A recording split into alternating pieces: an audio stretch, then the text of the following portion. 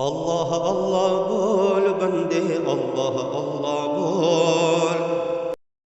من ترک شیئا للہ عوضہ اللہ خیرا منہ۔ ارے ناداں، تیری تدبیروں سے کیا ہوتا ہے؟ ہوتا وہی ہے جو منظور خدا ہوتا ہے۔ بگڑی بھی سنور جاتی ہے جب فضل خدا ہوتا ہے۔ السلام علیکم ورحمۃ اللہ وبرکاتہ۔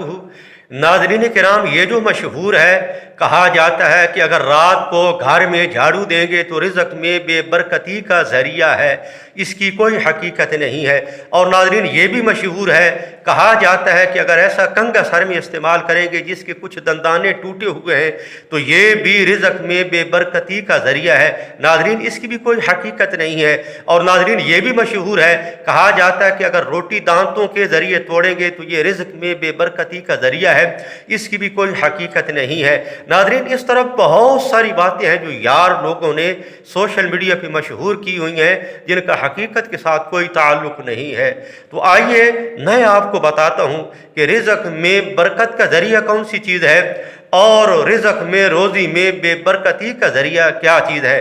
ناظرین بات یاد رکھیں، ایک ہی چیز ہے جو رزق میں برکت کا ذریعہ ہے اور ایک ہی چیز ہے جو روزی میں رزق میں بے برکتی کا ذریعہ ہے۔ آئیے اللہ کا قرآن سنتے ہیں برکت کے حوالے سے۔ وَمَن يَتَّقِ اللَّهَ يَجْعَل لَّهُ مَخْرَجًا وَيَرْزُقْهُ مِنْ حَيْثُ لَا يَحْتَسِبُ۔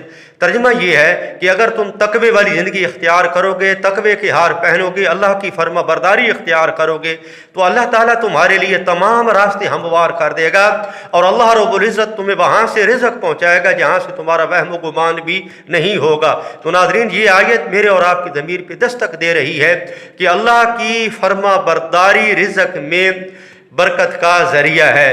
تو آئیے اب بے برکتی کے حوالے سے میں آپ کے سامنے آیت پڑھتا ہوں۔